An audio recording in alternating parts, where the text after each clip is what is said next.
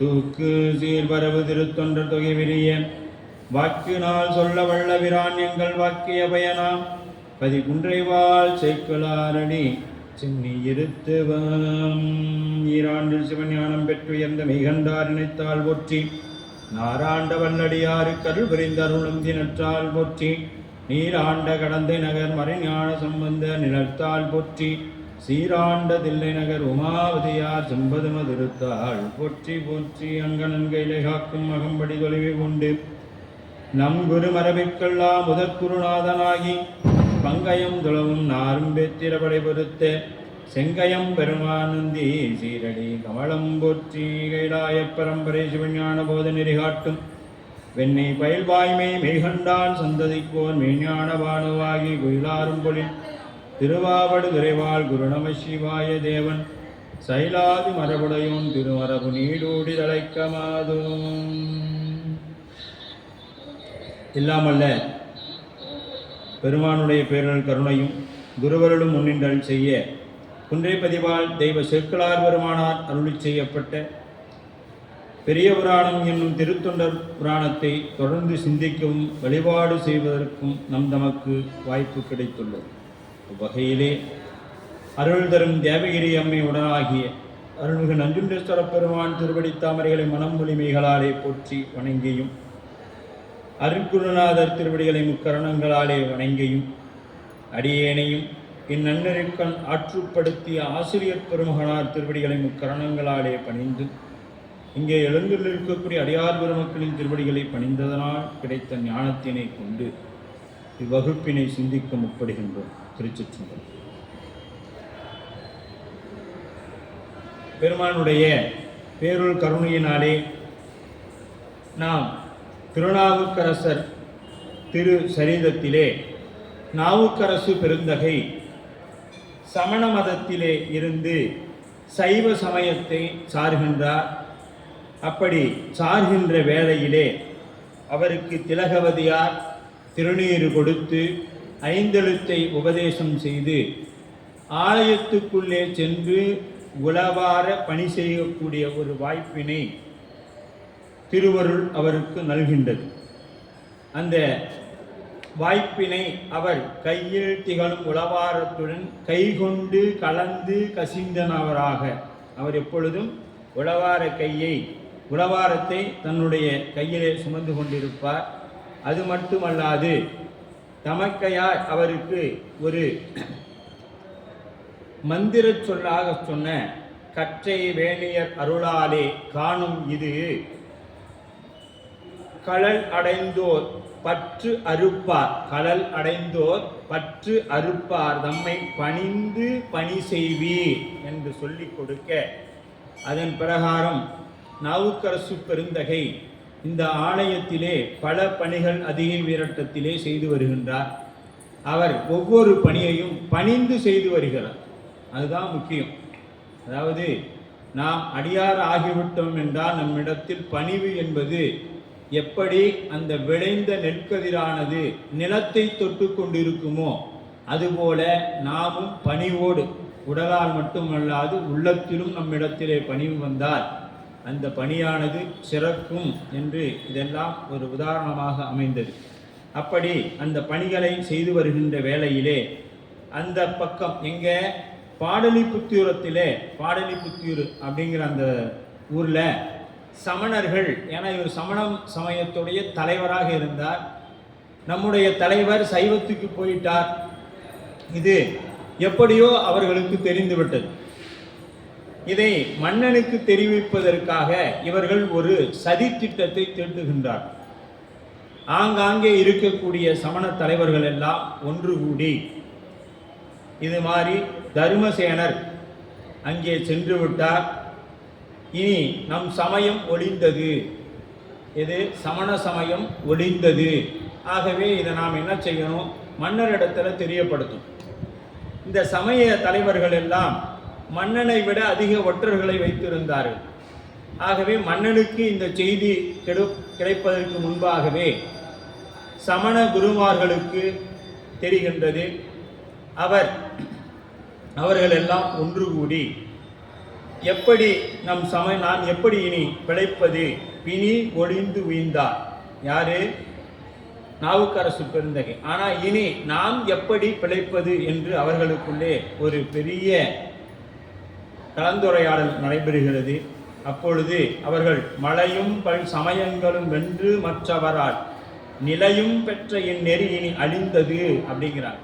அதாவது பல சமயங்கள் எல்லாம் புத்த மதத்தோட மற்ற மதங்கள் சமயத்தவர்களிடத்தெல்லாம் போய் வாது செய்து வெற்றியை தேடி தந்த தருமசேனர் போயிட்டாரு. நிலையும் பெற்ற இந்நெறி, எது அவரால் நிலை பெற்ற இந்த நெறி இந்நெறி இனி அழிந்தது என்று அழுங்கி கொலையும் பொய்யும் இலாம். அவங்களோட கொள்கை என்னன்னா பொய் சொல்லாமையும் கொலை செய்யாமையும் தான் அவங்களுடைய கொள்கை.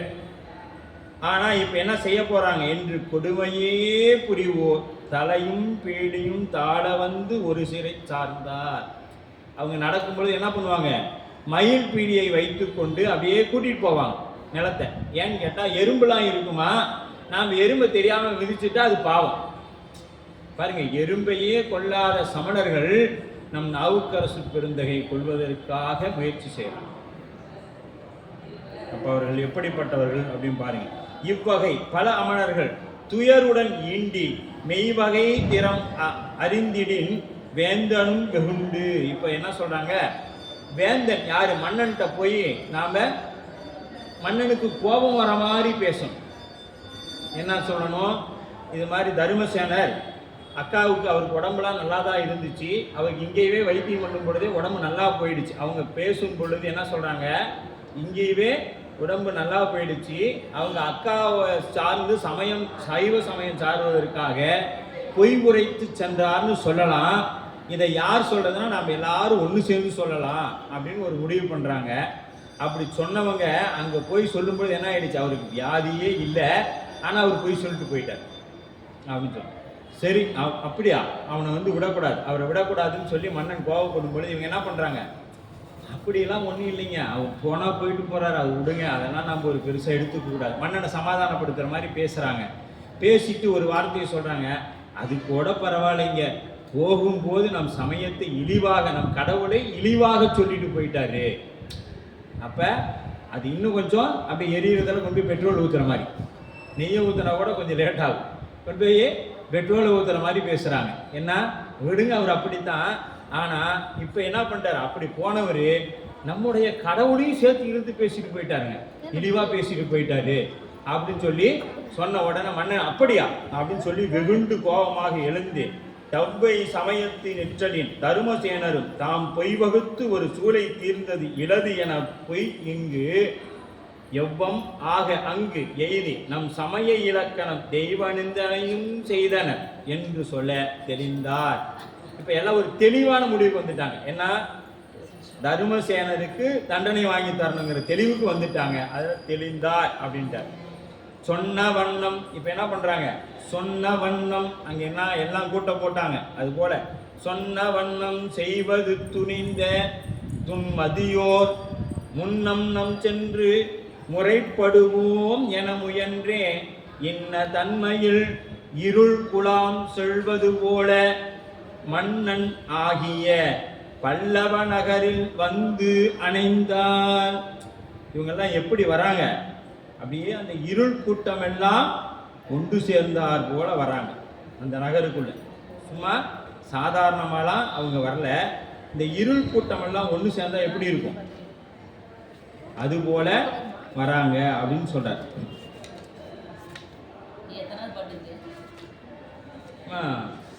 84வது பாடல்.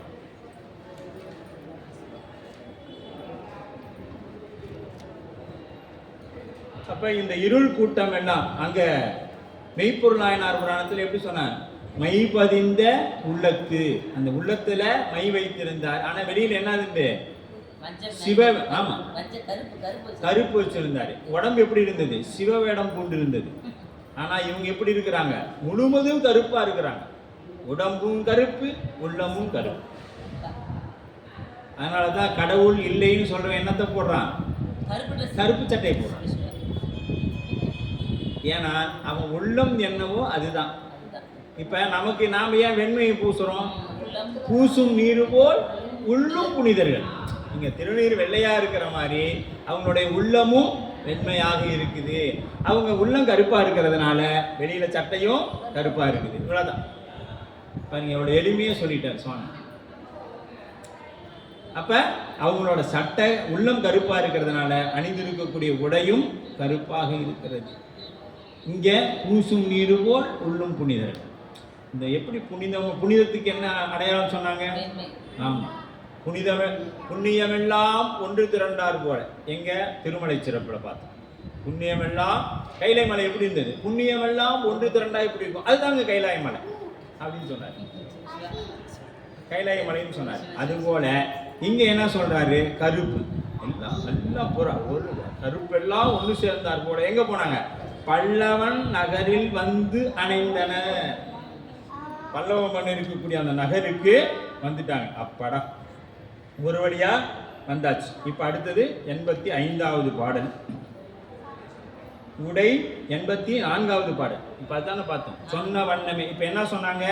இப்ப எப்பொழுதுமே நம் தெய்வ சேக்கிழார் பெருமான் என்ன பண்ணுவாரு? அபச்சொல்களை நாயன்மார்களை குறிப்பிடும் பொழுது சொல்ல மாட்டாங்க. அப்ப முன்னமே சொன்னது. எப்ப சொன்ன வண்ணமே என்ன சொன்னாங்க? நாம போய் மன்னன்ட்ட என்னெல்லாம் போய் சொல்லணும், எப்படியெல்லாம் தர்மசேனரை செய்ய வைக்கணும் அப்படிங்கிறதெல்லாம் முன்னமே அவங்க திட்டமிட்டுட்டாங்க. அப்ப சொன்ன வண்ணமே செய்வது துணிந்த துன்மதியோர். எப்படி பதிட்ட மனிதி? துன்மதி. துன்மதினா துன்மதியோர் அப்படின்னு சொல்லணும். ஏகாரத்துல சொல்லணுமா? செய்வது துணிந்த, அவ்வாறு செய்ய துணிதல் தகுதியற்ற பெருங்கொடுமை என்பது இதுபோன் செயல். இந்த செயல் எப்படிப்பட்டது? பெரும் கொடுமை. இந்த கொடுமையான செயல் மிக கொடியவர்களே அன்றி பிறர் துணியார் என்பது குறிப்பு. இங்க யார் சொல்லுவோம்? இதை யார் செய்வாங்க? ரொம்ப கொடியவங்க தான் இவருக்கு இப்ப செய்யக்கூடிய தீங்கை செய்வார்கள். வேற யாரும் அப்படி செய்ய மாட்டாங்க. ஆனா இவங்களோட கொள்கை என்ன? கொல்லாமையும் பொய் சொல்லாமையும் இவர்களுடைய கொள்கை.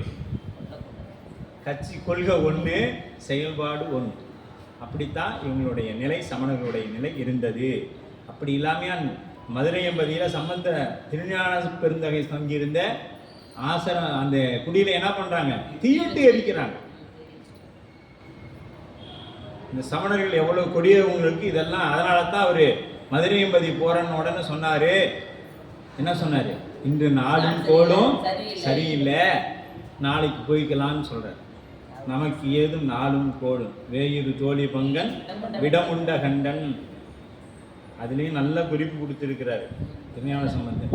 யாருக்கு நவக்கோள்களும் வேலை செய்யாது, நல்ல நல்ல அவை நல்ல நல்ல அடியார்த்து தான்.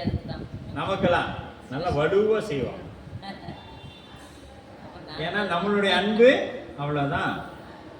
நம்மளுடைய அன்பு அவ்வளோதான். அதனால ஏதோ அந்த நல்ல நல்ல வந்துடும். முதல்ல ஏதோ ஒரு நல்ல அப்படி சரிப்பா திருநீர் வச்சிருக்குது அது நல்ல. அதனால கொஞ்சம் மெதுவாடி. எப்படி வலிக்கிறது அடி, ஆனால் கொஞ்சம் வலி தெரியாத மாதிரி பார்த்து அடி அப்படின்னு சொல்லி சாமி நம்மளுக்கு கொஞ்சம் அப்படி சொல்லி விட்டுருவார் அப்படின்னு. அப்ப மனத்துணிவு பெற்றவர் ஏது முயன்று முயன்று அப்படியே முயன்று முன்னம் நாம் முறைப்படுவோம். முன்னம் சொன்ன மாதிரி முறைப்படுவோம். ஒரு பொருளுள் காட்டா திரு, ஒரு பொருளும் காட்டா இருள். இப்ப சாத்திரநூல்ல சொல்லும். ஆனா ஆணவம் ஒரு பொருளும் காட்டா இருள், தன்னையும் காட்டாதுதான் ஆணவம். ஆமா, ஒரு பொருளும் காட்டாது இருள். நீங்க அப்படியே நின்ன உடனே நாங்களும் தப்பா சொல்லி.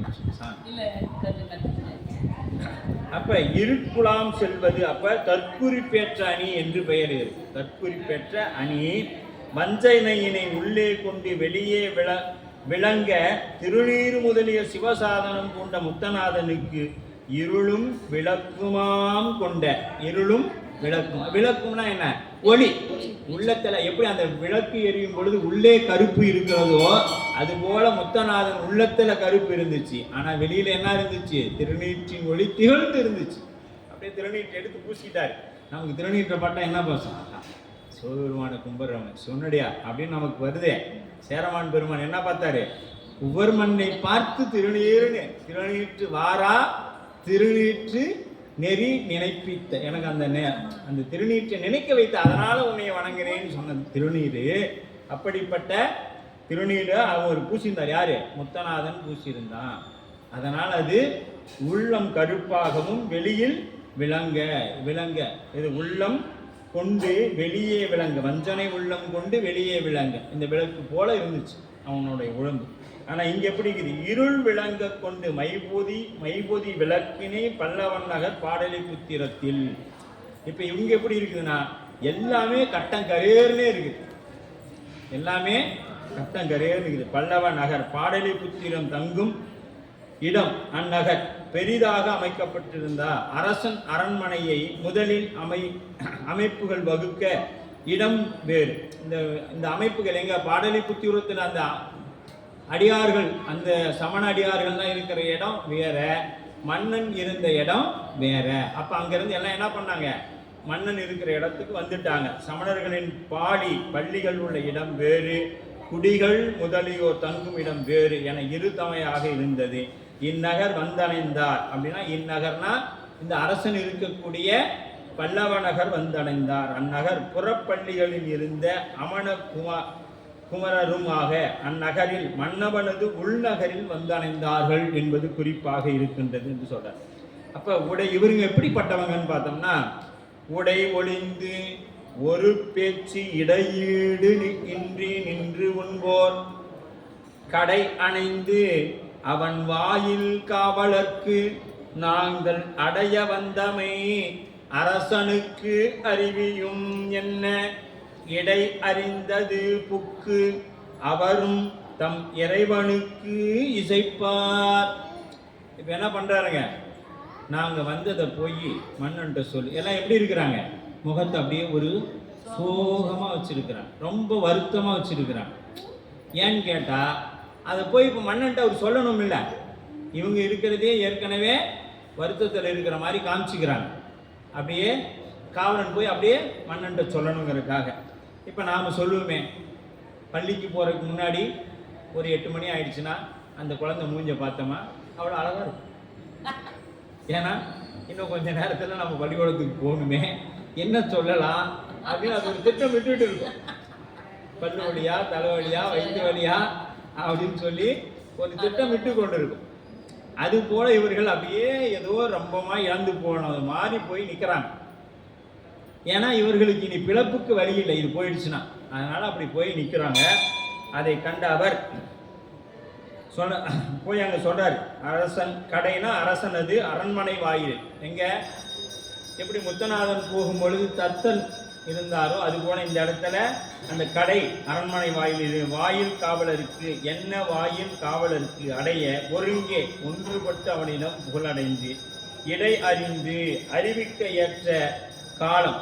அதாவது எப்ப ஒரு அரசன்ட்ட எப்ப எது சொன்னா நடக்கும்னு இவர்களுக்கு தெரியும். எதுவுமே சமயம் பார்த்து சொல்லணும். அது நிறைய நம்ம செய்தித்தாள்கள் செய்திகள் எல்லாத்திலையும் பார்த்துருப்போம். ஒருவன் பலகாலம் குற்றம் பண்ணியிருப்பான், அவன் அப்ப யாருமே சொல்ல மாட்டான். ஒரு குற்றத்தில் அவன் சிக்கி கொண்டால் எல்லாமே சொல்லுவான். அது வரைக்கும் அவரை பத்தி யாருமே பேசியிருக்க மாட்டாங்க. ஆனா அவனை பத்தி எப்ப பேசுவாங்க? ஏதேனும் ஒரு தவறில் சிக்கும் பொழுது ஒட்டுமொத்தமா வந்து நிற்கும். அது என்ன? அதுதான் காலம் பார்த்து சொல்லுதல். அதுபோல இவர்கள் பல்லவர்கள் மன்னனிடத்துல காலம் பார்க்குறாங்க. யாரு? இந்த அடிகளார், சமண அடிகளார்கள் அந்த காலம் பார்த்து இப்போ சொல்கிறாங்க. எப்போ? மாலை பொழுதில் அப்படியே கொஞ்சம் அப்படியே ஒரு மன்னன் அப்படியே ஒரு கோபமாக இருக்கிறாரா அப்படின்னு தெரிஞ்சுக்கிட்டு அந்த நேரம் பார்த்து சொல்கிறாங்க. ஏன்னா கோபத்தில் சொன்னால் தான் என்ன ஆகும்? இப்போ நம்ம ஒரு காரியம் நல்லபடியாக நடக்கணும்னா என்ன பண்ணுவோம்? ஒரு சந்தோஷமாக இருக்கிற நேரத்தில் சொன்னோமா, அப்படியா சரிப்பா செய்ய. கோபமாக இருக்கிறப்ப போனீங்கன்னா அவனை கூட்டிகிட்டு வர 2 மிதிக்கலாம், அப்போ தான் சரி போடும் அப்படின்னு சொல்லுவோம்ல. அந்த மாதிரி நேரம் பார்த்து சொல்கிறாங்க. அப்படியே காவலன் போய் சொல்கிறான். இடை அறிந்து, இடைனா அது என்ன நேரத்தில் சொல்லலாம் அப்படிங்கிறத அறிந்து இசைப்பார் எதிர்கால வினைமுற்றாகும் அவன் எண்ணியதை கூறுதல். இப்போ எண்ணியதை என்ன பண்ணிட்டாங்க? வந்து கூறுறதுக்கு ரெடி ஆகிட்டாங்க. இப்போ இதை கேட்ட மன்னன் என்ன பண்ணுறான்?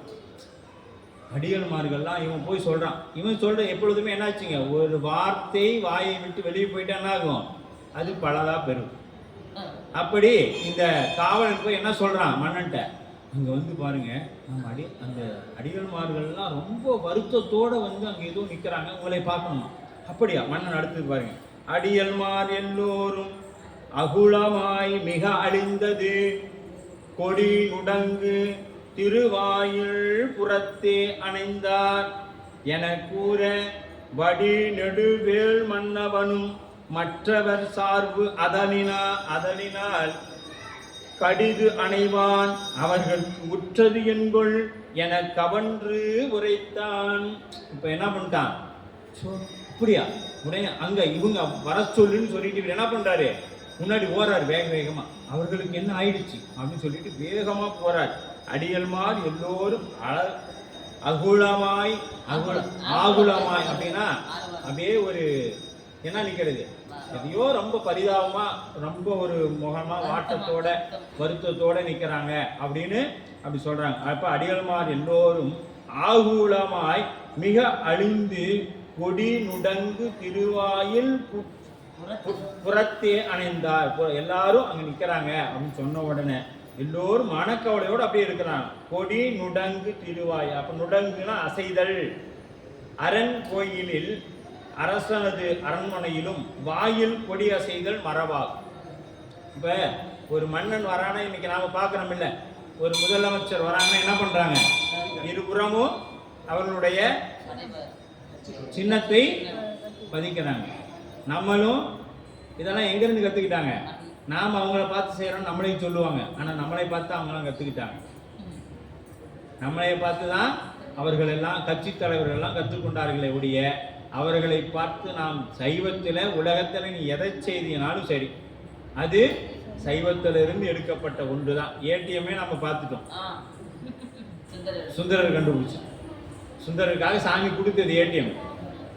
ஆனா அது என்ன பண்ணிட்டோம், இன்னைக்கு இன்னார் கண்டுபிடிச்சாங்கன்னு சொல்லிடும்.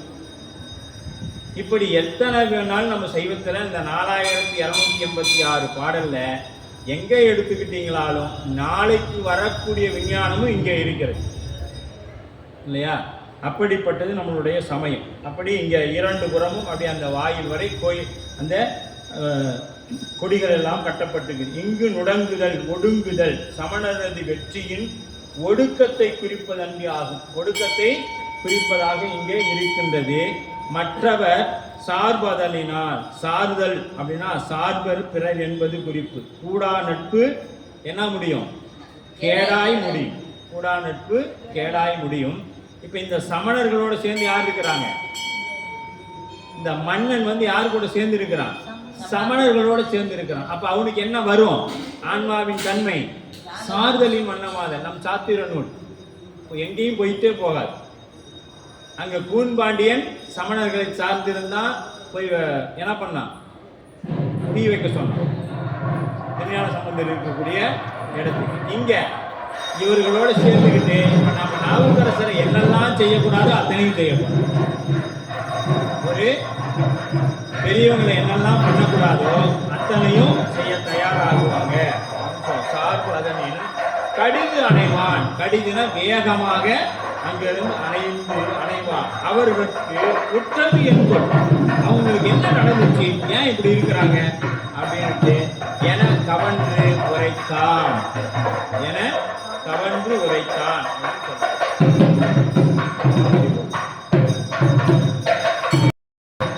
இந்த அதிகமாக எப்படி இருக்கிறாங்க, அப்படியே முகவாட்டத்தோட வாயில நிக்கிறாங்க. இப்ப இவங்களும் உள்ள போக சொல்லலாம், ஏன்னா காவலர் வந்து இவங்களும் உள்ள போக சொல்லிட்டாரு. மன்னனும் எதிர்கொண்டு வருகின்றார். இந்த அளவிலும் எந்த சமயத்தவர் ஆட்சி செய்கின்றாரோ அந்த சமய குருமார்கள் எந்த ஒரு அனுமதியும் இல்லாமல் நேரடியாக முதல்வரை சந்திக்கலாம்.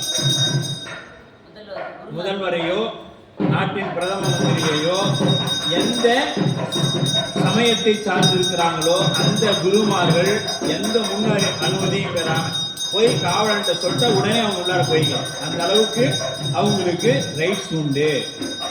அது போலத்தான் சமணர்களும் இப்ப இங்க செய்யறாங்க.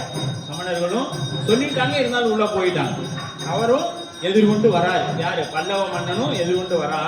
அப்படி வரும் பொழுது கடை காவல் உடையார்கள் புகுதுவிட காவலன்பால் நடையாடும் தொழில் உடையார் நன்னி நாம் எண்ணியவாறு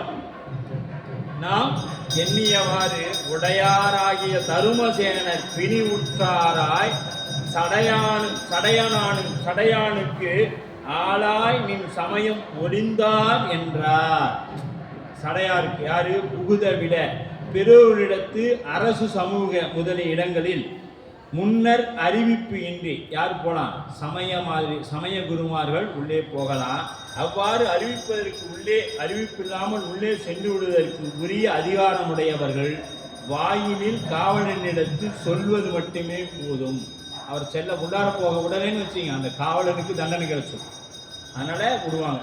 நடையாடும் தொழிலுடையார், அப்ப நடந்து திரியும். இவங்க அவ்வளவு சீக்கிரம் எங்கேயும் போய் ஒரு இடத்துல உட்கார மாட்டாங்க, நடந்துகிட்டே இருப்பாங்க, நடந்து கொண்டே இருப்பாங்க. படுக்கும் பொழுது அந்த பாயை நின்று கொண்டே உணரக்கூடியவர்கள். அந்த மாதிரி சமணர்கள்ல சில பிரிவுகள்லாம் இருக்கு. நின்றுகிட்டே தான் சாப்பிடுவாங்க. இந்த மாதிரி எல்லாம் அவர்கள் இருப்பாங்க. பிணங்களும் மனித குருவுடையன அப்படின்னு காவலின் எடுத்து நடக்கும் தொழில் தாம் எண்ணியவாறு. இப்ப என்ன எண்ணியவாறு? இதற்கு முன்னாடி என்னெல்லாம் திட்டமிட்டாங்களோ அந்த மாதிரி. எது? அவருக்கு ஒரு பிணியும் இல்லைங்க, அவரு சும்மா சொல்லிட்டு போயிட்டாரு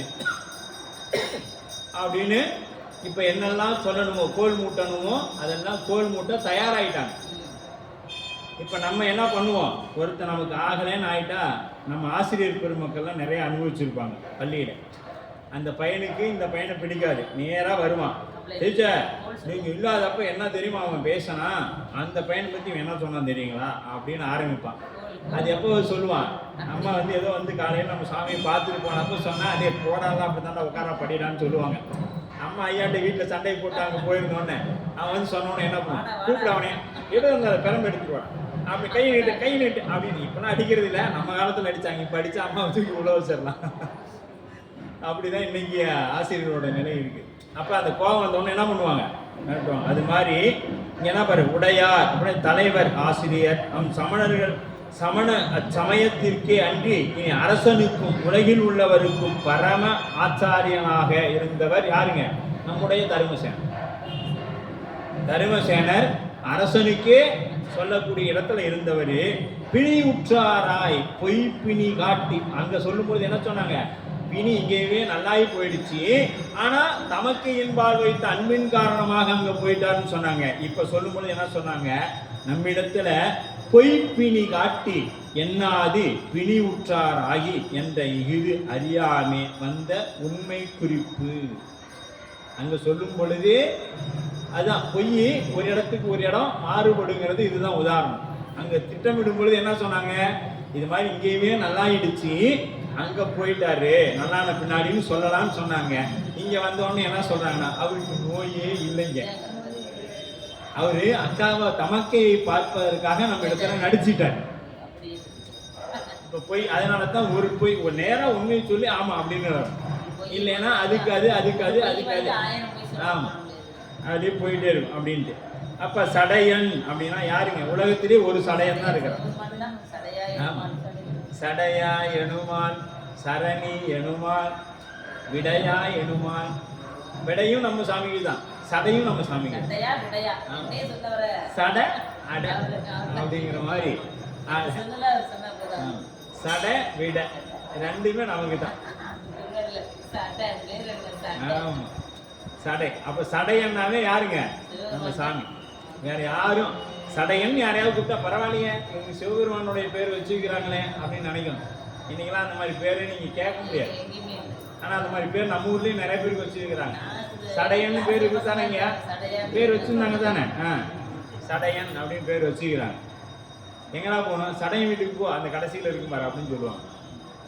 ஆனா இப்பெல்லாம் அந்த மாதிரி பெயர்களே இல்லை. இன்னைக்கு நமக்கு வாயில நுழையாத பேர் தான் இருக்குது. நமக்கு தமிழே தடுமாட்டோம். இதுல வேற இன்னும் நாடு எழுத்து என்னென்னமோ எழுத்துலாம் நமக்கு ஒன்றும் விலக மாட்டேங்குது. சரி விட்டுருவோம். அப்ப அது சடையன். சடையா என்னுமா? அப்ப நீர் ஏற ஏறும் நிமிர்ப்பும் சடை சுந்தரர் சொல்லுவார், புத்துளியூர் அவினாசி. இந்த சடைங்கிறது நம்ம பெருமானுக்கு மட்டும்தான் உரியது, வேற யாருக்குமே சடை இல்லை. சிகை வேணா இருக்குதே ஒழிஞ்சு சடை இல்லை. சடை நம்ம சாமிக்கு மட்டும்தான் உடையது.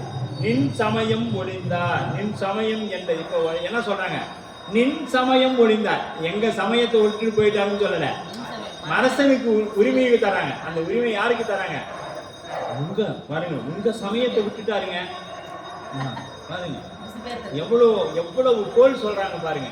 உங்கள் பாருங்க, உன் சமயம் என்றது சமயம் சமண சமயம் அடியார்களாகிய தமிழ் அரசனுக்கு உரிமைப்படுத்தி நம்மளை விட அதிகமான உரிமை அவருக்கு இருக்கிற மாதிரி பாருங்க. உங்க சமயத்தை விட்டுட்டு போயிட்டாருங்க.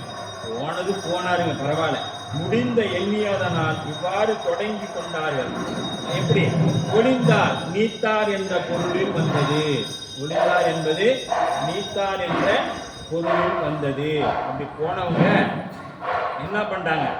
விரை அலங்கள் பல்லவனும் அது கேட்டு வெகுண்டு எழுந்து குறைவுடைய மனத்தினராய் போவதற்கு பொய் பிணி கொண்டு குறை சிறந்த சமயத்தை ஒளிந்தது ஒளிய பெறுவது கரையில் தவத்தி இதனுக்கு என் செய்வது என கனன்றான். இப்ப என்ன செய்யறான்? இப்ப அவர்கள் முன்னமே என்ன சொல்லிட்டாங்க? போற பக்கம் உங்களுடைய சொல்லும்போது என்ன சொல்றாங்க? விரை அலங்கள் பல்லவன்.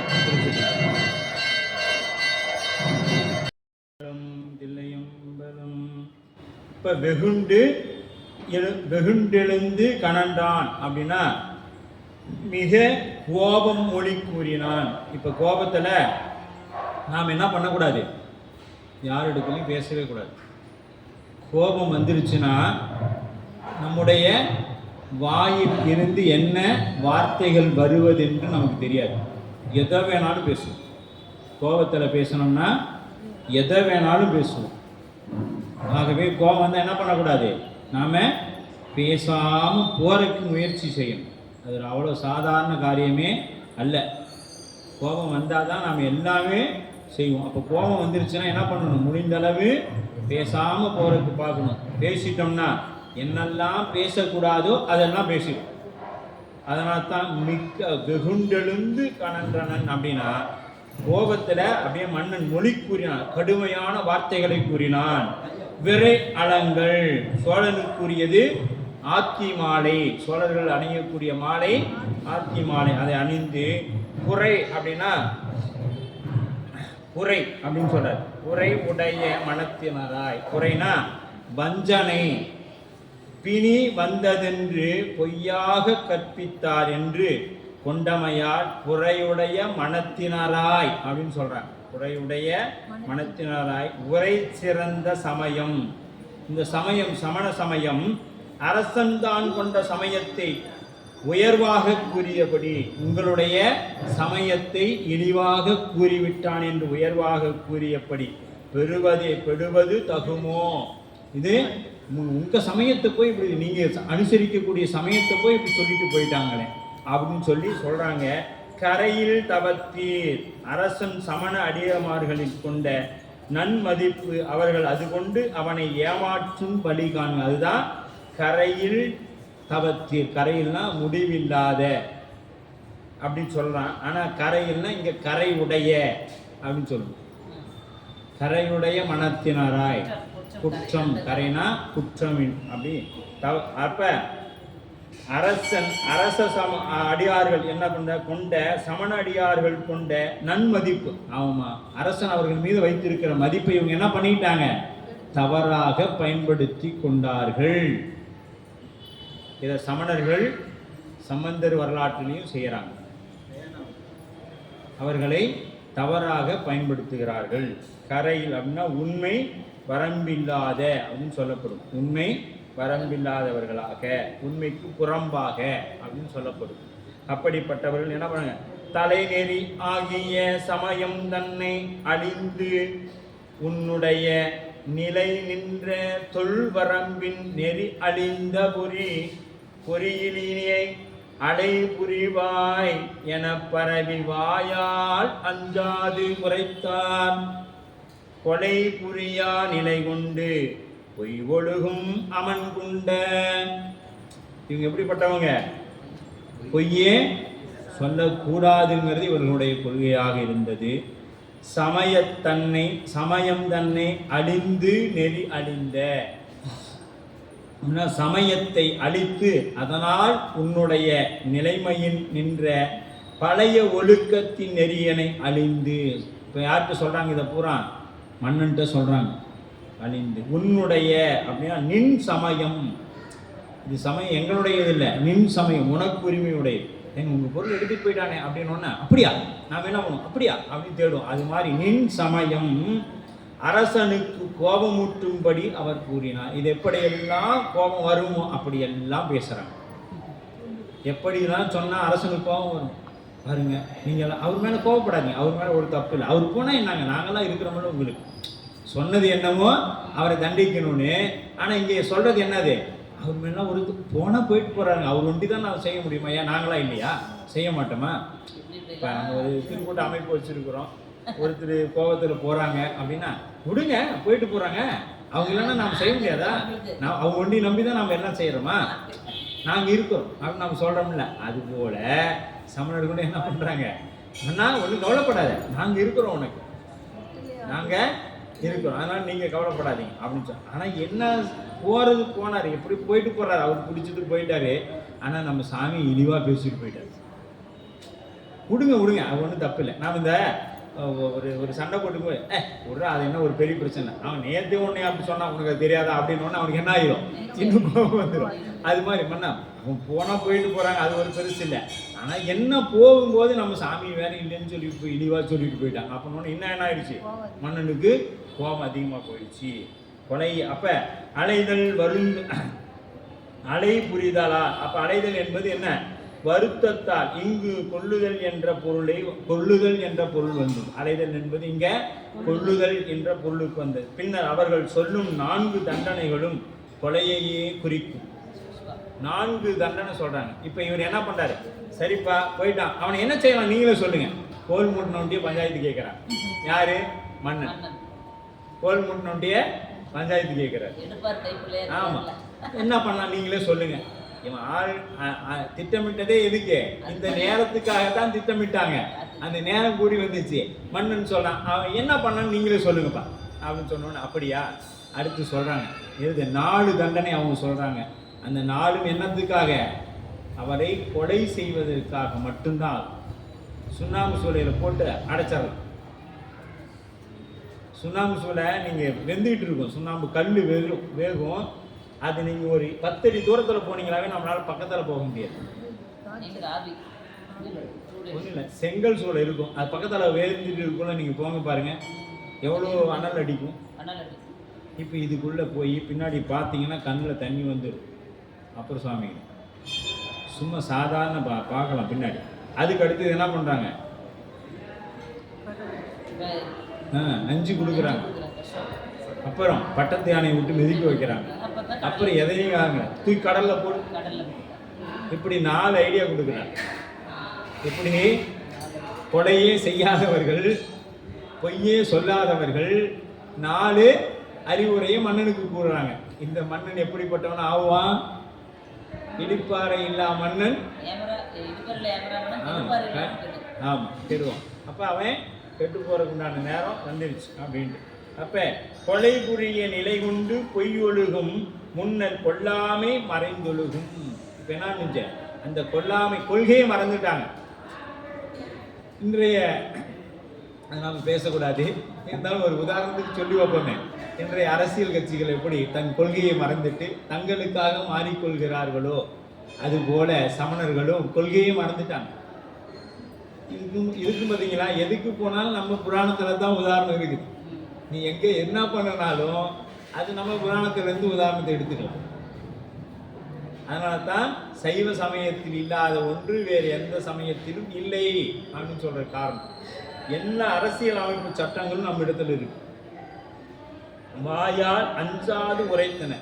இவங்க என்ன சொல்ல முடியாது, நம்ம சேக்கிலார் பெருந்தகை சொல்லிட்டாரு, இவங்க பண்ணுறதெல்லாம் என் வாயால் சொல்லிட முடியாது, அந்த அளவுக்கு இவர்கள் பேசுகிறாங்க. பொய் ஒழுகுதல், தம்மை சொல்வதற்கு மாறாக தாமே ஒழுகுதல். பொய்த்து வாழ்வார் மனம் பாழ்படும். அவங்களுடைய மனசு எப்படி பட்டுரும்? பாழ்பட்டுரும். இப்போ பாவி அமன் குண்டர் அப்படின்னா, பாவி அமன் குண்டர் அப்படின்னா குற்றமற்றவரை குற்றம் சொன்னதுடன் கொலை தண்டனையும் செய்ய சொன்னமையால் பாவி எனப்பட்டார். அவர்கள் என்ன சொன்னாங்க? பாவி சமணர்கள் அப்படின்னு சொன்னதுக்கு காரணம் என்னன்னு பார்த்தீங்கன்னா, பாருங்க, அலைபுரிவாய் என பரவி வாயால் அஞ்சாது உரைத்தார் கொடை புரியா நிலை கொண்டு பொய்யொழுகும் அமன் குண்டர். 89வது பாடல் கடைசியில் அமன் குண்டர் உரைத்தார். அப்ப கொடை உறுதலாகிய கடையார் என்பது இதுவே போல பொய்தவம் வேடம் கொண்டு புகுந்தனன் முக்தநாதன் மாபாவி கடையமனர். இவங்க எப்படிப்பட்டவங்க? மாபாவிகள், சாதாரண பாவிகள், மாபாவிகள். அலை புரிவாய் அப்படின்ற அலை அறநெறியினை அழிவதற்கு இந்நாட்டு சட்டத்திற்கு கொலை தண்டனை விதித்தமையும். அறநெறியை விட்டீங்கன்னா உனக்கு என்ன உண்டு? கொடை உண்டு. ஆனா இன்னைக்கு அதுக்கு என்ன உண்டு? மன்னிப்பு உண்டு, கருணை அடிப்படையில் அவனுடைய நடத்தைகளை வைத்து என்ன செய்யறாங்க? அதை தண்டனையை குறைக்கக்கூடிய வாய்ப்பு உண்டு. அப்ப கொலை, பொய் இவை இரண்டும் ஒன்றுக்கொன்று மாபாதங்களாகும். இவை இரண்டையும் விளக்குதலே தர்மம் என வேதம் கூறுகிறது. வேதம் என்ன சொல்லுது? கொலையும் பொய்யையும் உரைக்காம இது அப்படின்னு வேதம் சொல்லுது. அருள் அடுத்து பாருங்க, 90வது பாடல். அருள் கொண்ட உணர்வு இன்றி நெறி ஓடி அறிவு என்று மருள் கொண்ட மன்னவனும் மந்திரிகள் தமை நோக்கி தெருள் கொண்டோர் இவர் சொன்ன தீயோனை சேருவதற்கு பொருள் கொண்டு விடாது என்பால் கொடுவாரும் என புகுந்தான். இப்ப என்ன பண்றாது? இதையும் பாருங்க, அப்பவே கைவிட்டுங்கிறது கூட நம்ம புராணத்தில் சொல்லிக்கிறோம். என்ன சொல்றாரு? அருள் கொண்ட உணர்வு இன்றி, அருள் கொண்ட உணர்வே இல்லை அவங்ககிட்ட. அருள்னா என்னன்னே தெரியும். அரசனுக்கு இன்றியமையாதது எதுங்க? அருள். அதுதான் வேணும். இதனாலதான் மதுரையும் பதி என்ன ஆயிடுச்சு? சிலப்பதிகாரத்துல வந்து சொன்னாங்க. யாரு? கோவலனோட மனைவி கண்ணகி தெய்வம் வந்து சொன்னது. என்ன சொன்னிச்சு? மன்னா, என் கணவன் திருடன் இல்லை, கல்வன் அல்ல அப்படின்னு சொல்லி. இதை ஒரு மன்னனாகப்பட்டவன் என்ன பண்ணணும்னா விசாரணை செய்யணும். நம்ம முன்னாடி என்ன பண்றாரு? இதனால தான் நம்ம தடுத்தாட்கொண்ட புராணத்தில் என்ன? காட்சியால் ஆவணத்தால் நம்ம யாருங்க? தடுத்தாட்கொண்ட புராணத்தில் ஓலை ஏதாவது இருக்குதாப்பா? ஏதாவது இருக்குதா? ஆவணங்கள் ஏதாவது இருக்குதா அப்படின்னு சொல்லி கேட்டார். இருக்கு. எனக்கு உங்க அப்பா கையெழுத்து போட்டு, தாத்தா கையெழுத்து போட்டு கொடுத்துக்கிறார் அப்படின்னு சொல்லுவார். யாரு? நம்ம சுவாமி வந்து சொல்லுவார், உங்க தாத்தா எனக்கு அடிமைன்னு கையெழுத்து போட்டு கொடுத்துக்கிறாரு, அந்த ஓலைச்சுவடி என்கிட்ட இருக்குது. அங்கேயும் என்ன பண்றாரு? இன்னைக்கு கண்டுபிடிச்சிக்கிறாங்களே பிரதி, ஜெராக்ஸ் காப்பி. அப்பவே அது படி ஓலை, உண்மை ஓலை அங்க இருக்கு, மூல ஓலை அங்க இருக்குதுன்ட்டு. இது படி ஓலை. அன்னைக்கே இதெல்லாம் கண்டுபிடிச்சாச்சு. ஆனா இன்னைக்கு இதை நவீனம்னு சொல்றோம். எல்லாமே நம்ம பெரிய புராணத்துல இருந்து வந்தது, எதுவுமே புதுசு இல்லை. அதனால தான் நம்ம சாமி முன்னை பழம்பொருள் புன்னை புதுமைக்கும் பெற்றுமை பெற்று. நீ நாளைக்கு புதுசாக ஒன்று கண்டுபிடிச்சிட்டு வந்தீங்கன்னா அதுலேயும் நம்ம பெரிய புராணத்தில் பார்க்கலாம். அதுவும் நம்மகிட்ட தான் இருக்கும். அப்படி என்ன சொல்றாங்க? அங்கே விசாரிக்கல, கண்ணகியை விசாரித்திருந்தால் அந்த மன்னனாகப்பட்டவன் ஒருதலை பட்சமாக செயல்பட்டான். அதே தான் இங்கேயும் செய்யறான். சமணர்களுக்கு பேசிக்கொண்டு என்ன பண்ணணும்? கூப்பிடணும். தர்மசேனரை கூட்டிகிட்டு வாங்க. கூட்டிகிட்டு வந்தோடனே என்ன பண்ணணும்? விசாரணை பண்ணணும். ஏப்பா, உனக்கு சூளை நோய் வந்ததா? எங்கே மருந்து சாப்பிட்ட? என்ன ஆச்சு? விசாரணை பண்ணணுமே. எதுவுமே பண்ணலை. மன்னன் என்ன செய்யலை? எந்த விசாரணையும் கிடையாது. நேரடியாக தண்டனை, விசாரணையே இல்லாத தண்டனை. இன்னைக்கு நம்ம நாட்டோட பிரதம மந்திரி கொண்டா கூட என்ன பண்ணுறாங்க? பல ஆண்டு காலம் அந்த வழக்கு நடந்து கொண்டிருந்தது. இவர்கள் தான் செய்தார்களா? ஏன் செய்த? ஒருத்தன் கொலை குற்றவாளியை கூட கூப்பிட்டு நிற்க வச்சு எதனால கொலை? ஏன்னா தன்னுடைய கோபத்தினால் செய்யலாம், தன்னை பாதுகாத்து கொள்ள செய்யலாம், இப்படி பல வழிகள் இருக்குது. அதனால விசாரணை செய்து விட்டுத்தான் அவர்களுக்கு எந்த காரணத்தினால் அது சரியாக இல்லைன்னா தான் அவர்களுக்கு தண்டனை கொடுக்கப்படும் என்பது சட்டம். இதெல்லாம் நம்ம எங்க இருக்குது? நம்ம பெரிய புராணத்திலே இருக்குது. மனுநீதி சோழன் புராணத்தில் நமக்கு இதெல்லாம் இருக்குது இல்லையா? அதுபோல நெறி கோடி தனது நாட்டில் உள்ள எல்லா சமயத்தையும், இங்கே ஒரு அரசனாகப்பட்டவன் என்ன பண்ணணும்? எல்லாரையும் ஒரே மாதிரி பார்க்கணும். இப்போ நம்ம சாமி, நம்மளும் சொல்லுவோம் தெரியுமா, சாமிக்கு கண்ணே இல்லையா, அவன் எவ்வளோ திருடிட்டான், அவன் வரான், அவனையும் சாமி அவனையும் கோயிலுக்குள்ள வச்சு நானும் எவ்வளவோ செய்யறேன், நானும் என்னையும் சாமி கண்டிக்குவேன். அவர் எல்லாத்தையும் ஒரே மாதிரி, உனக்கு என்ன பாவ புண்ணியம் இருக்குது அதுக்கு தகுந்தாற் போல உனக்கு கூட்டுவேன், அவனுக்கு என்ன இருக்குது. இது என்ன இது? அரச சபை, அனைவரும் வந்து போகக்கூடிய இடம். எனக்கு மட்டும்தான் ராஜா, நான் மட்டும்தான் வருவேன், நீலாம் வரக்கூடாதுன்னு சொல்ல முடியாது. எல்லாரும் வரணும். எல்லாத்தையும் அவர் எப்படி பார்ப்பாரு? ஒரே மாதிரி பார்க்க மாட்டார். அவரவருடைய வினைக்கு ஏற்றார் போல பார்ப்பான். ஆனா அவரை பார்க்கறதுக்கு நமக்கு யாருக்கும் எந்த தடையும் இல்லை. அது போல இங்க இந்த மன்னன் என்ன பண்ணிருக்கணும்? தருமசேனையை கூப்பிட்டு விசாரணை நடத்தி இருக்கணும். அந்த விசாரணை என்பதே இங்கு நடைபெறவில்லை. அவ்வளவுதான், குற்றவாளி முடிவு பண்ணியாச்சு, தூக்கு அவனை உள்ளார் போடு. என்ன பண்ணியாச்சு? குற்றவாளி தூக்கி உள்ள போடு அப்படின்றாச்சு. எந்த விசாரணையுமே கிடையாது. அப்படி செய்யறாங்க. அதனாலதான் இன்னைக்கு ஒரு நீதிபதியோ நம் அரசு பதவியில அமைச்சராகவோ முதல்வராகவோ பதவி இருக்கும்பொழுது என்ன சொன்னாங்க? அரசு ரகசிய பிரமாணம்னு ஒன்று செஞ்சு வைப்பாங்க. எந்த காரணத்தை கொண்டும் நான் வெளியில சொல்ல மாட்டேங்கிறதும் அது என்னன்னா இதுதான். என்னது? எல்லோரையும் ஒன்று போல, எல்லா மதத்தினவரும் நான் ஒன்றாக பார்ப்பேன், எல்லோரும் என் கண் போல காப்பேங்கிறது தான் அந்த ரகசிய பிரமாணம். எந்த காரணத்தை கொண்டும் அரசு சம்பந்தப்பட்ட செய்திகளை ஆதாரத்தோடு வெளியிடக்கூடாது. நாட்டோட ரகசியம் இப்போ எல்லாமே நமக்கு தெரிஞ்சிருமானா தெரியாது. சில ஆவணங்கள் நமக்கு ரகசியமாகத்தான் வைக்கப்படும். ஏன்னா அது எதிரி நாட்டு உளவாளிக்கு தெரிஞ்சுன்னா என்ன பண்ணிடுவான்?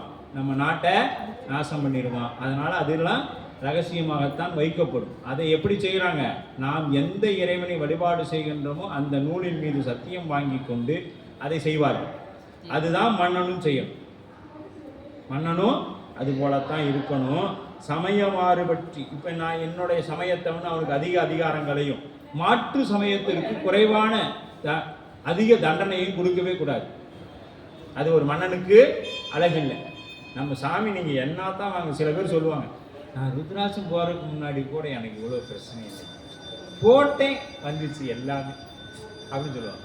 ஏன்னா நம்ம சாமி என்ன பண்ணனாலும் உன்னுடைய வினையை, பிராதத்த வினை என்ற ஒன்றை அனுபவிக்க கொடுத்து கொண்டு தான் இருப்பார்.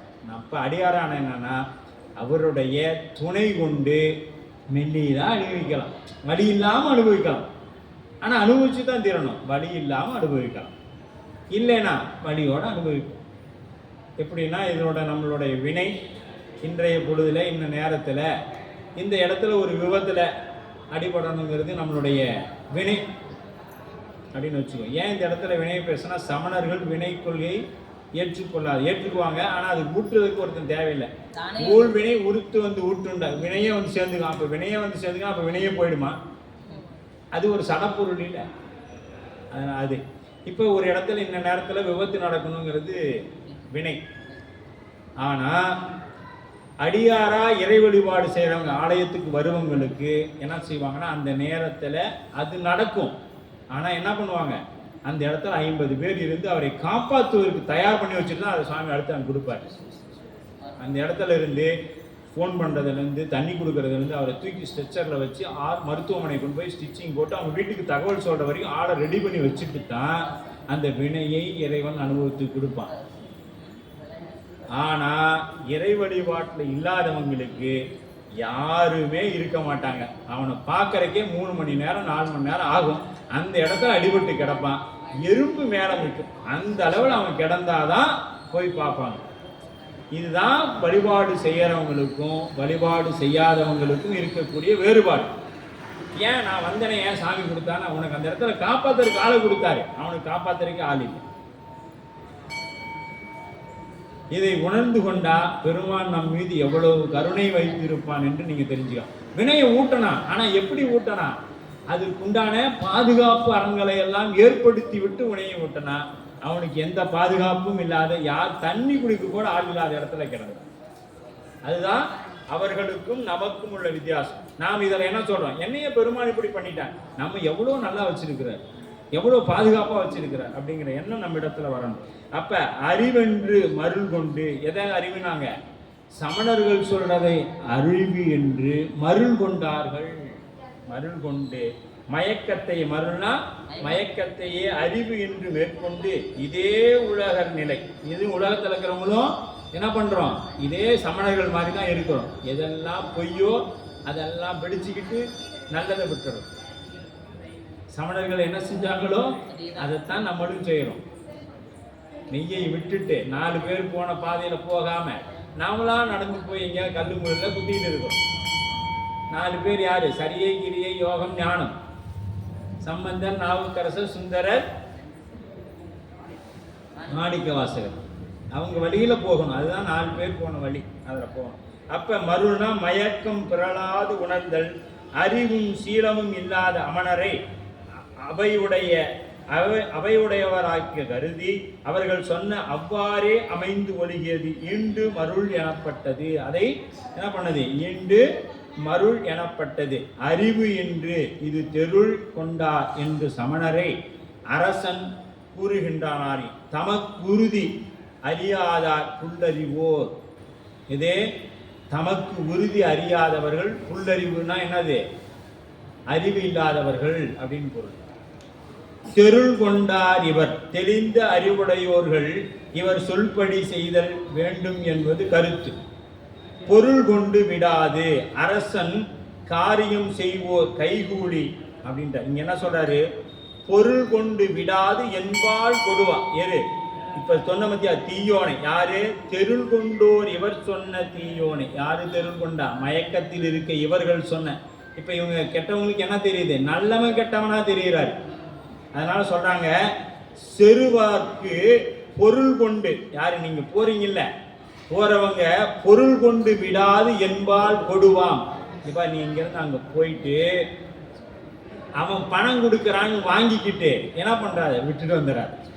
அப்படி விட்டு இங்க பாருங்க, இதை லஞ்சம்னு இன்னைக்கு சொல்றோம். இது எங்க ஆரம்பிச்சிருக்குது, பல்லவர்கள் காலத்திலேயே ஆரம்பிச்சிருக்குது. பொருள், அதுதான் சொல்றாரு, பொருள் கொண்டு விடாது என்பால் கொடுவார். அவன் ஏதாவது கொடுத்துட்டான்னு சொல்லி அவனை விட்டுட்டு வந்துட்ட, அவ்வளவுதான். நீ அப்பவே மந்திரி என்ன பண்ணுவான்னு தெரிஞ்சிருச்சு.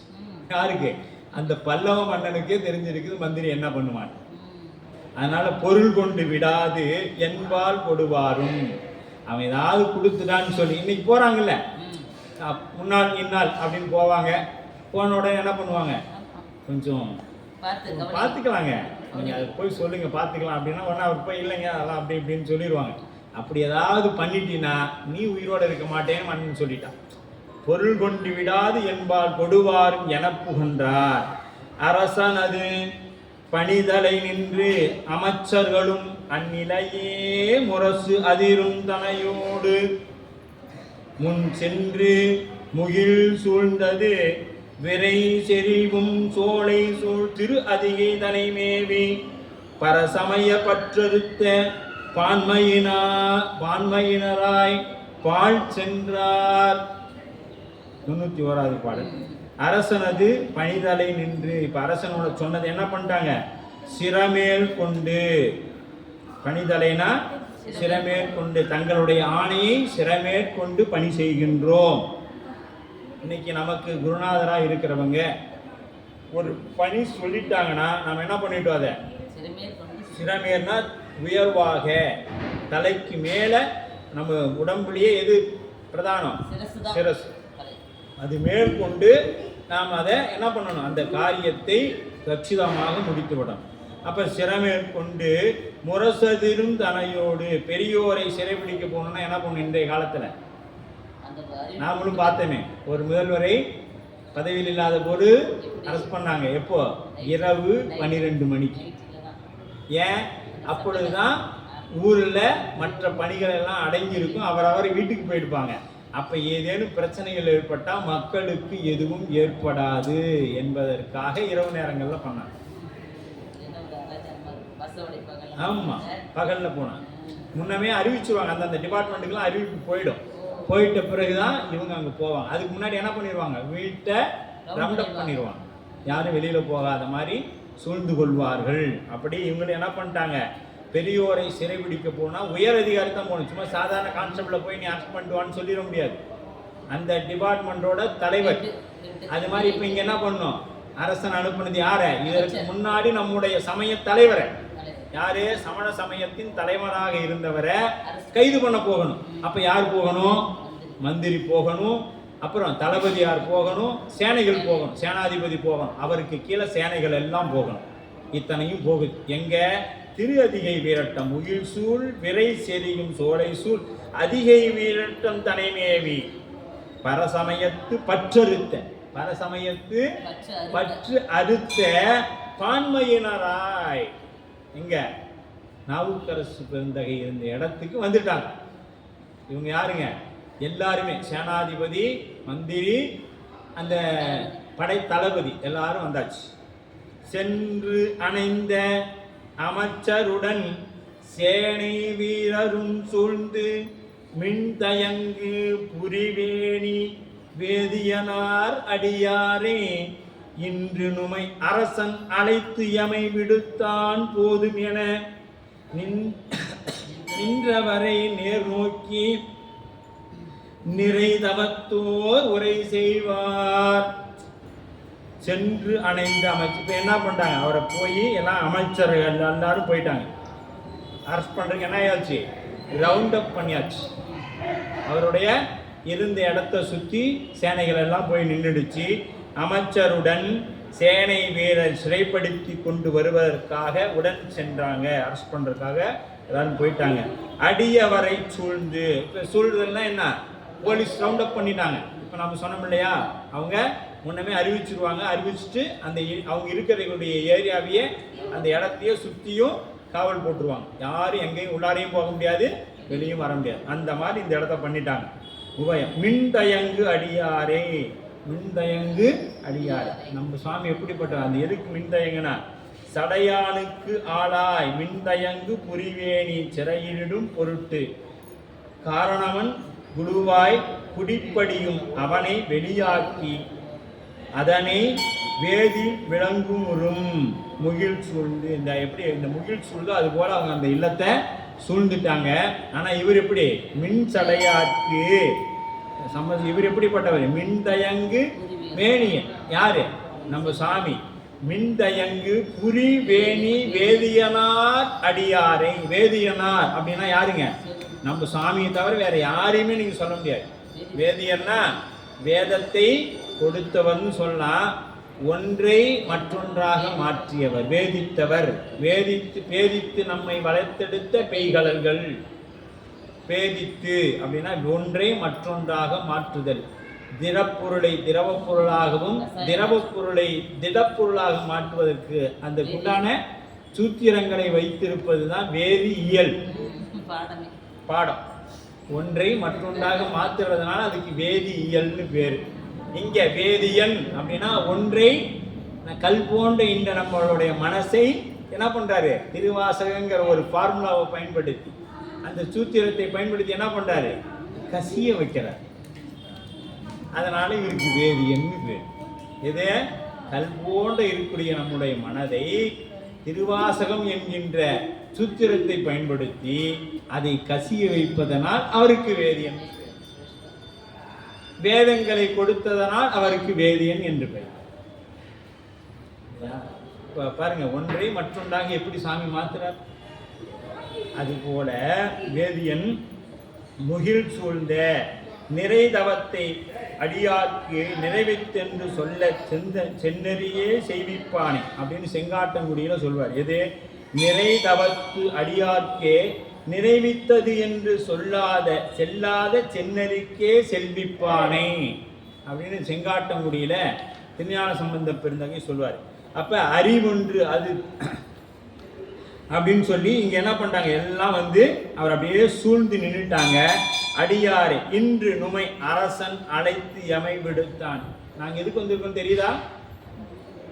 உன்னைய கைது பண்ணி அரசன் முன்னாடி கொண்டு போய் நிறுத்தறதுக்காக வந்திருக்கிறோம். போதும் என நின்றவரை நேர் நோக்கி நின்ற தவத்தோர் உரை செய்தார். யாருங்க தவத்தோர்னா? திருநாவுக்கரசர் உரை செய்தார். என்ன சொல்றாரு பாருங்க அடுத்த பாட்டுல. நாமார்க்கும் குடியல்லோ என்று எடுத்து நான் மறையின் கோமானை நதியினுடன் குளிர் மதிவாள் சடையானை தேவானை செந்தமிழின் செழும் திருத்தாண்டகம் பாடி ஆமாறும் நீ அழைக்கும் அடைவிலாம் என்று அருள் செய்தார். இந்த பதிகம் இது என்ன பாருங்க, திருநாவுக்கரசு பெருந்தகையோட 2வது திருப்பதிகம். முதல் பதிகம் எதுங்க? கூற்றாயினவாறு. அது எந்த பண்ணுன்னு அமைஞ்சது? கொல்லிப்பண். கொல்லிப்பண். ஆமா, அதைத்தானே அது மாதிரி தானே பாட்டுப்பண். இப்படிலாம் தெரிஞ்சுக்கிட்டே வந்தோம்னா, ஆமா, கொடுமையை சொல்றதுனால அது கொல்லிப்பண் அப்படியாவது வச்சுக்கோங்க. ஆமா, அது பாருங்க வழி, ஆளை கொள்ற மாதிரியான வழி. அது போல நமக்கு அந்த பண்ணை கொடுத்தாங்க இல்லையா? அது கொடுத்ததுனால சொல்லிட்டாரு, இங்க பாருப்பா, நான் யாரு? நாமார்க்கும் குடி அல்லோ. நான் யாருக்கும் அடிமை இல்லை. ஏன் அப்படின்னா நமனை அஞ்சும், நான் எவனுக்கும் அஞ்ச மாட்டேன். உனக்கு அரசன் அவன், எனக்கு அரசன் சிவன். உனக்கு அரசன் அவன், எனக்கு அரசன் சிவன். நான் யாருக்கும் அடிமை இல்லை. நான் சிவனுக்கு தான் அடிமை, மற்ற யாருக்கும் என்னை அடிமைப்படுத்தக்கூடிய தகுதி இல்லை. நாமார்க்கும் குடியல்லோ நமனை அஞ்சோ நரகத்தில் இடர்படும் நடலை இல்லோம் ஏமாப்போம் பிணியறியோம் பணிவோம் அல்லோம் இன்பமே என்னாலும் துன்பமில்லை. இன்பமே என்னாலும் துன்பமில்லை. தாமார்க்கும் குடியல்லா தன்மையான சங்கரன் நற்சங்கவெண் குடை ஓர் காதில் கோமார்க்கே நாம் என்றும் மீளா ஆளாய் பொய்மலர் சேவடி குறுகினோமே. அந்த 10 பாடலையும் எடுத்து படிச்சீங்கன்னா அங்கேயே அப்படியே இருந்துடலாம். அவ்வளோ சுவையா இருக்கு. நாவுக்கரசர் சொல்றார், நாமார்க்கும் குடியல்லோம் என்று எடுத்து நான்மறையின் கோமானி. கோமான்னா யாருங்க? மன்னருக்கெல்லாம் மன்னன். அதான் கோமான் அப்படின்னா மன்னனுக்கெல்லாம் மன்னன். எல்லா மன்னர்களுக்கும் தலைவர் யாருங்க? நம்ம சிவபெருமான் தான். மன்னாதி மன்னன். ஆமா, மன்னாதி மன்னன். அதனால அவருக்கு மன்னாதி மன்னன் பேரு. அப்ப சொல்றாரு, நரகத்தில் இடர்படும். எனக்கு என்ன கிடையாது. இந்த ஒரு பாடலை பாடி பார்த்துட்டு இந்த பாடலுக்குரிய விளக்கம் நாமார்க்கும் குடியல்லோம் அடுத்த நாம வகுப்புல சிந்திக்கலாம். நாமார்க்கும் குடியல்லோம் நமனை அஞ்சோம். நமன்னா யாருங்க? யமனுக்கெல்லாம் நான் பயப்பட மாட்டேன். ஏன்னா அவன் எங்க அப்பன் காலில் உதத்தின்னு இருக்கிறான், சிவபெருமான் காலில் உதத்தின்னு இருக்கிறான். அவனுக்கு நான் பயப்பட வேண்டிய அவசியம் இல்லை. நரகத்தில் இடர்படும். எங்களுக்கு நரகங்கிற ஒண்ணே இல்லை. ஏன்னா நடலை இல்லோம். நடலைன்னா என்ன? பொய் இல்லோம். பொய்யான இந்த வாழ்க்கையெல்லாம் எங்களுக்கு இல்லை. ஏமாப்போம் பிணி அறியோம். ஏமாப்போனா மதிப்புடன் இருத்தல். ஏமாப்போம் பிணி அறியோம். பிறவி என்கின்றதே இனிமே அறியதில்லை. அறியோம் பணிவோம் அல்லோம். நாங்கள் யாருக்கும் பணிய மாட்டோம். இது பேரு தாங்க இருமாப்பு. இருமாப்பு வேற, ஆணவம் வேற. நல்லா தெரிஞ்சுக்கிங்க. இந்த இடத்துல குழப்பிக்கிட்டீங்கன்னா எல்லா தேவாரத்திலையும் குழப்பிடும் உங்களைய. இருமாப்பு என்பது வேற. எதனால இந்த இடத்துல சொல்றாரு பாருங்க, நடலை இல்லோம் ஏமாப்போம் பிணி அறிவோம் பணிவோம் அல்லோம். எதனால? நான் இன்றைக்கும் மீளா அடிமை உமக்கே ஆளா பிறரை வேண்டாது. நீ சிவபெருமான மட்டும் பன்றினா தான் அந்த உறுதிப்பாடு உன் இடத்துல வரும். இங்கேயும் கும்பிட்டுக்கோங்க. வியாழக்கிழமைனா கால் மேலே கால் போட்டு ஒருத்தர் உட்காந்துருப்பாரு சாய்பாபான்ட்டு, அவரையும் கும்பிட்டுக்குவோங்க. அப்படின்னா உனக்கெல்லாம் ஒன்றும் நான் சொல்கிறதுக்கு இல்லை, சேக்கிலார் தான் சொல்லணும். ஏன்னா எனக்கும் அவருக்கு ஒன்றும் சண்டையெல்லாம் இல்லைங்க. வியாழக்கிழமை கும்பிட்றவருக்கு எனக்கு எந்த சண்டையெல்லாம் இல்லை. ஆனால் என்ன பண்ணக்கூடாது, நம்ம ஒருத்தர் தான் அப்படின்னு நிற்கணும். இங்கேயும் போய்க்குவோங்க அங்கேயும் போய்க்குவோங்க அப்படின்னா அவர் இங்கேயும் பார்த்துருவாரு அந்த பக்கம் பார்த்துருவாரு. நம்ம வினை சுவாமி அப்படி கொடுத்துருவார். அப்ப தாமாக்கும் குடியல்லோம் தன்மையான சங்கரன் சங்க வெண்குலைவோர் காதில் கோமாக்கே, அதை தான் இங்க சொல்றாரு. கோமானே நதியினுடன் அப்படியே 10 பாடல் அப்படியே அந்த பாட்டை ஒட்டியே வரும். கோமாக்கே நாம் என்றும் மீளா ஆளா. யாருக்கு இந்த துணிவு வரும்னு சொல்லுங்க அப்படின்னா, என்னைக்கும் சிவபெருமானுக்கு மீளா அடிமை, மீளா ஆளாய் கொய் மலர் சேவடி குறுகினருக்கு தான் என்ன வரும், நாமார்க்கும் குடியல்லோங்கிற இருமாப்பு வரும். இருமான் திருப்பன்களோ ஈசன் பல்கணத் எண்ணப்பட்டு அப்படின்னு சொல்லுவார். அப்ப எப்ப இந்த இருமாப்பு வரும், சிவபெருமான் ஒன்றுதானா, என்னைக்கு சிவபெருமான் ஒருவர் தான் நமக்கு கணவன்னு நிற்கிறோமோ அன்னைக்கு தான் இந்த இருமாப்பு நம்ம இடத்துல வரும். அது வரைக்கும் என்ன ஆகும், அங்க போனா இது நடக்குமா, இங்க போனா இது நடக்குமா அப்படின்னு ஆமா கடகடப்பான்ல இருந்து எல்லா தெய்வத்துக்கும் ஓட வேண்டிதான். நமக்கு ஒரு ஆள் இருக்கிறார், நம்ம பார்த்துக்குவார் அப்படின்னு ஒரு முடிவுக்கு வந்து இறுக்கமா பிடிச்சிக்கிட்டீங்கன்னா ஆமா ஆமா குழந்தை எப்படி வந்து குலதெய்வமா, குலதெய்வம் ஒன்று யாரும் கும்பிட வேணாம்னு சொல்ல, வழிபாட்டுக்குரியது வேற வணக்கத்திற்குரியது வேற. இப்போ எல்லாரையும் பார்த்து அம்மான்னு கும்பிட்றோம், நம்ம அம்மாவே அப்படியே கும்பிட்றோம். அதுபோல இந்த உயிருக்கு தாயாக இருக்கக்கூடியவன் சங்கரன், மீதி எல்லாரும் வணக்கத்திற்குரியவர். நீ வணங்க வேண்டாம்னு யாரும் உன்னை சொல்ல. இது அடுத்த வகுப்புல சொல்றேன் உங்களுக்கு. அடியனே இப்போ சொல்லாமன்னு நீங்களே கேட்டுட்டீங்க. அப்போ நான் குலதெய்வத்தை கும்பிடக்கூடாதா? கும்பிடலாம், யாரும் உங்களை கும்பிட வேணான்னு சொல்லலை. ஆனா வழிபாட்டுக்குரியவர்